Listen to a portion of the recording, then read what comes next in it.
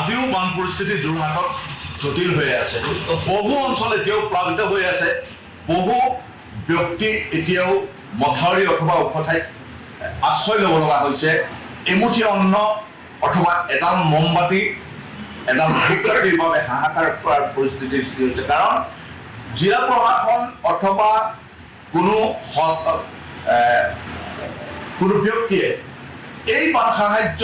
দিয়ে আছে যদি তেওঁলোকৰ বাবে সেয়া পৰ্যাপ্ত হৈ উঠা নাই আৰু বহু অঞ্চলত বৰ্তমান যোগাযোগৰ অভাৱত এতিয়াও কোনো সাহায্য পোৱা নাই বুলি অভিযোগ উত্থাপিত হৈছে বা এই প্ৰকৃত সত্য কিন্তু ক'ব লাগিব যে একাংশ ব্যক্তিয়ে যোৰহাটত বান সাহায্যৰ নামত চান্দা তুলি নিজৰ পকেট তলকীয়াল কৰাৰো অভিযোগ উত্থাপিত হৈছে তেনে ব্যক্তি তিতাবৰত কিয়কত আৰক্ষী থানাত গোচৰ পৰ্যন্ত ৰুজু হোৱা দেখা গৈছে আৰু ক'ব লাগিব যে এইসকল ব্যক্তিক যদি জিলা প্ৰশাসনে এতিয়াই কঠোৰভাৱে দমন নকৰে তেতিয়াহ'লে অদূৰ ভৱিষ্যতে বহু বান সাহায্যৰ নামত বহু অৰ্থ বা সামগ্ৰী নিজৰ পকেটত ভৰোৱাটো সকলোৱে দেখিবলৈ পাব আৰু এইখিনিতে ক'ব লাগিব যে মই কৈছোঁ যে হাজাৰ হাজাৰ হেক্টৰ ভূমি এতিয়াও বানপানীৰ গ্ৰহত পৰি আছে 200টাতকৈ অধিক পৰিয়াল 200খনকৈ অধিক গাঁও এতিয়াও জলমগ্ন অৱস্থাত আছে কিছু পৰিমাণে পানী শুকালেও সেইসমূহ বানপীড়িত ব্যক্তিৰ ঘৰত এতিয়া একাঠু পলস আৰু এইখিনিতে মই ক'ব লাগিব যে আমি বিভিন্ন জনৰ ওচৰত এই সম্পৰ্কে জানিব বিচাৰিছোঁ আৰু আমাৰ লগত উপস্থিত আছে এই মুহূৰ্তত যোৰহাট জিলা বিজেপিৰ সভাপতি শান্তনু পূজাৰী সেই শান্তনু পূজাৰীয়ে জিলাখনৰ যোৰহাট সমষ্টিৰ বিশেষকৈ যোৰহাট সমষ্টিৰ বিধায়কৰ অনুপস্থিত দিনে ৰাতিয়ে সকলো সময়তে আমি বানপীড়িত ৰাইজৰ মাজত থকা দেখা গৈছে গতিকে আমি পোনে পোনে তেওঁৰ পৰা জানিম প্ৰকৃত যোৰহাটৰ ছবি আপোনাক আচন্তক চলৈ স্বাগতম জনাইছোঁ দেখিছোঁ আপুনি বিভিন্ন সময়ত বানপীড়িত অঞ্চলৰ মাজত ৰাইজৰ মাজত উপস্থিত আছে কি দেখিছে কেনেকুৱা পৰিস্থিতি এবাৰ যি বান পৰিস্থিতি আমাৰ বিশেষকৈ যোৰহাট জিলাখনতো সেয়া অভূতপূৰ্ব আগতে আমাৰ মনত পৰাত বা আমাৰ আগৰ সকলো কৈছে মনত পৰাত এনেকুৱা বানপানী আগতে হোৱা নাছিলে বিশেষকৈ কিছুমান অঞ্চল যিবিলাক অঞ্চলত ৰাইজে আজিলৈকে জীৱনত বানপানী দেখিয়ে পোৱা নাছিলে বুঢ়া কথাসকলেও তেনেকুৱা অঞ্চলবিলাকো এইবাৰ প্লাবিত হৈছে আৰু আমাৰ এই বানত যোৰহাট জিলাৰ 4টা বিধানসভা সমষ্টিৰ ভিতৰত 4টাই কম বেছি পৰিমাণে ক'ৰবাত অকণমান কিন্তু মোটামুটি সমানকৈ ইয়াত একেধৰণে ক্ষতিগ্ৰস্ত হৈছে এতিয়ালৈকে যোৰহাট জিলাৰ প্ৰায় 280খনতকৈ অধিক গাঁও এই বানত প্লাবিত হৈছে হাজাৰ হাজাৰ বিঘা খেতি মাটি এইবাৰ বানত খেতি মাটিৰ মানে ধান খেতি এইটো যিহেতু খেতিৰ বতৰ আছিলে ছিজন আছিলে তো ধান খেতি নষ্ট হৈছে গতিকে এনে পৰিস্থিতিত এতিয়া চৰকাৰে প্ৰশাসনে যথেষ্টখিনি কৰিছে আৰু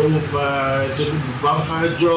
আচলতে মই ভাবোঁ যে বান সাহায্যৰ ক্ষেত্ৰত অকল গাফিলতি হোৱা নাই পূৰা কৰিছে ক'ৰবাত পশুখাদ্যৰ ক্ষেত্ৰত বা খোৱাপানীৰ ক্ষেত্ৰত অকণমান দুৰ্ভোগ ৰাইজে ভুগি আছে কাৰণ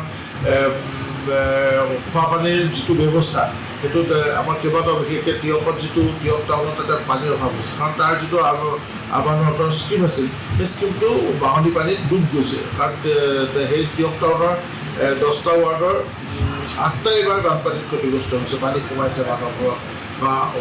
দোকান পোহাৰ অফিচ কাছাৰী এইবিলাকো তাত অলপ ক্ষতিগ্ৰস্ত হৈছে গতিকে 8টা ৱাৰ্ডে যিহেতু হৈছে আৰ্বান ৱাটাৰ স্কীমটো হৈছে ক্ষতিগ্ৰস্ত হৈছে তাত ৰাইজে অলপ খোৱাপানীৰ অভাৱ হৈছে তথাপি আমি আমাৰ দলৰ লগতে আমাৰ ভাৰতীয় জনতা পাৰ্টীৰ যোৰহাট জিলাৰ লগতে আমাৰ মাননীয় কেন্দ্ৰীয় মন্ত্ৰী পবিত্ৰ পাণ্ডিতা ডাঙৰীয়া তথা আমাৰ যুৱ মৰ্চা সতীৰ্থসকলৰ সহযোগত আমি তাত ৰাইজক খোৱাপানী যোগান দিয়াৰ কাৰণে বিভিন্ন ধৰণেৰে চেষ্টা চলাইছোঁ আৰু যোৰহাটৰ পৰা পানী যোগান ধৰা হৈছে তেওঁলোকক টেংকাৰত দি বা খোৱাপানীৰ যি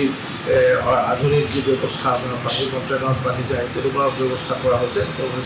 আৰু আমি এইটো চাই আছোঁ বিশেষকৈ প্ৰশাসনৰ বিষয়া কৰ্মচাৰীসকলে যি নিৰ্দেশ কৰিছোঁ কিন্তু আমিও এইটো সময়ত দলৰ ফালৰ পৰা আৰু ৰাইজকো ধন্যবাদ জনাব লাগিব বিভিন্ন ধৰণৰ যিবিলাক আমাৰ ৰাজহুৱা অনুষ্ঠান প্ৰতিষ্ঠান আছে সাংবাদিক সংগঠন NGO বা অন্যান্য ব্যক্তি বিশেষে এই সময়ত বহুখিনি সহযোগিতা আগবঢ়াইছে, সকলোৰে প্ৰচেষ্টা আমি বানৰ এই যিটো বিভীষিকা, সেই বিভীষিকাৰ পৰা ৰক্ষা কৰিম বুলি ভাবিছোঁ। এতিয়ালৈ কিন্তু যথেষ্টখিনি ৰাইজৰে সকাহ দিয়াৰ ব্যৱস্থা কৰা হৈছে। আজি আমি ভাৰতীয় জনতা পাৰ্টীৰ যোৰহাট জিলা সমিতিৰ তৰফৰ পৰা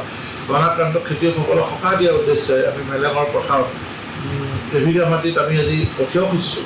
আৰু এই কঠীয়াৰ জৰিয়তে আমি অনাগত 1 মাহৰ ভিতৰত আমি খেতিয়কসকলক যেতিয়া আমি ভাবিছোঁ যে এই পথাৰৰ পানী ওলাই যাওঁতে বা শুকাওঁতে বা হাল বাই খেতিপথাৰ পুনৰ প্ৰস্তুত কৰোঁতে আৰু 1 পৰা 1.5 মাহ সময় ৰাইজক লাগিব।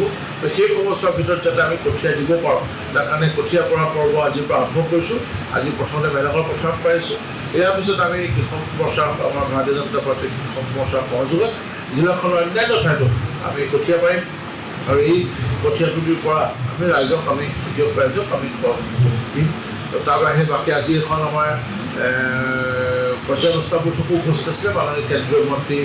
পবিত্ৰ মাভি ডাঙৰীয়াৰ উপস্থিতিত তেখেতে এখন পৰ্যালোচনা বৈঠক কৰিলে। তাত আমাৰ মাননীয় সাংসদ কাৰ্যকলাপ বহল সমষ্টিৰ শ্ৰীযুত কামাখ্যা প্ৰসাদ দাসাঙৰীয়া, দিয়ক তিতাবৰ আৰু মৰিয়নিৰ আমাৰ মাননীয় বিধায়কসকল আৰু লগতে জিলাখনৰ বিভিন্ন চৰকাৰী বিভাগৰ মুৰব্বী বিষয়াসকল আৰু সকলোৱে ভাগ লৈ পৰৱৰ্তী সময়ছোৱাত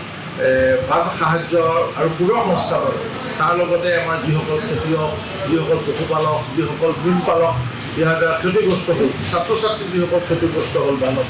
এই সকলোৰে কাৰণে এটা আৰু মানুহৰ যি ঘৰ দুৱাৰ ভাঙিছে বা আক্ৰান্ত হৈছে, ক্ষতিগ্ৰস্ত হৈছে, সেই সকলোবিলাকক কেনেদৰে ক্ষতিপূৰণ দিয়াৰ ক্ষেত্ৰত কি ব্যৱস্থা কৰা হয়, তাৰ কাৰণে এটা আমি বিশদভাৱে